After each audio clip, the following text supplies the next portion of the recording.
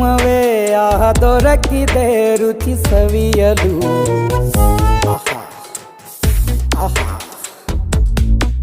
ಈ ಜಗವಿದೆ ನವರಸಗಳ ಉಣಬಡಿಸಲು.